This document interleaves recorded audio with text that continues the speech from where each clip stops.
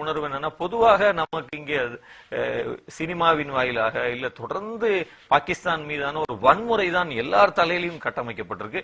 நம்ம தலைக்குள்ளேயும் நம்மள அறியாமல் அது போய் தொடர்ந்து தினசரி நாளிதழ்கள் படிச்சு உட்கார்ந்துருக்கு. அப்ப லாகூருக்குள்ள போகும்போது அப்படி இல்ல. இப்ப எல்லாரையும் மாதிரி ஒரு சாமானியனா நான் இந்த பயணத்துக்கு போகணும்னு பல பேர்ட்ட சொன்னப்ப எல்லாரும் பாகிஸ்தான் போறீங்களா, ஏன் திரும்புறதா யோசனை இல்லையா, நம்ம தான் கேட்டாங்க நண்பர்கள். அப்ப நான் சொன்னேன் அதெல்லாம் இல்ல, போகணும் தான் அப்படின்னு. ரொம்ப அது ஒரு மல்லு கட்டி தான் அதுக்கு போனோம். பட் பாகிஸ்தானுக்குள் போனப்ப இருந்த உணவு ரொம்ப பிரமாதமா இருந்துச்சு. அங்க நம்ம நினைக்கிற மாதிரி அங்க ஒன்னும் தெருக்கள்ல ஆயுதங்கள் விற்கப்படல, வெடிகுண்டுகள் விற்கப்படல, துப்பாக்கிக்குள்ள மக்கள் நம்மள கட்டி தழுவுனாங்க.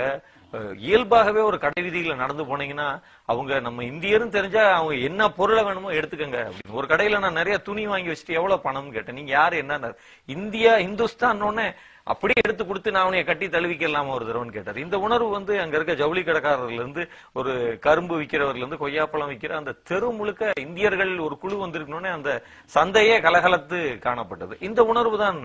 நாங்க போய் ஒரு உணவு விடுதியில உட்காந்து சாப்பிட்டோம். ஒரு 100 பேர் சாப்பிட்டு முடிச்ச உடனே அந்த உணவு விடுதியை சேர்ந்தவர் யாரு என்னன்னு விசாரிச்சுட்டு, இந்த இதுக்கு பில் வேண்டாம், இது என்னுடைய விருந்து இந்தியர்களுக்கு அப்படின்ட்டார். இப்படியான ஒரு உணர்வு லாகூர் முழுவதும் இருந்தது. அதைத்தான் பிறகு எங்க போறீங்க? பாகிஸ்தான் லாகூரோட எங்களுக்கு அனுமதி மறுக்கப்பட்டதால் லாகூரிலிருந்து இருந்து மீண்டும் நாங்கள் வாகா வழியாக அமிர்த்சர் டெல்லி அந்த 2-3 நாட்கள் தடைப்பட்டது இரு அரசுகளினுடைய முன்ன பின்ன ஆனதுல. பின்பு நாங்க அங்கிருந்து நேரா கிளம்பி தெஹரான், ஈரானுடைய தலைநகரம் தெஹரானுக்கு போய் இறங்கி அங்க ஒரு 2 மணி நேரம் தான். உடனடியாக அங்கிருந்து மறுவிமானத்தில் இந்த எல்லை ஊர் இருக்கு இல்லைங்களா, பாகிஸ்தான் ஈரான் எல்லை, ஏன்னா அந்த ஊர்ல இருந்து எங்களுடைய திட்டமிட்ட பயணம் இருக்கு. அப்ப அந்த ஜாஹேதான் அப்படின்ற ஈரானுடைய எல்லைப்புற ஊரில் நாங்கள் உடனடியாக சில மணி நேரங்களில் 7-8 மணி நேரத்துல அந்த எல்லை ஊருக்கு வந்தோம்.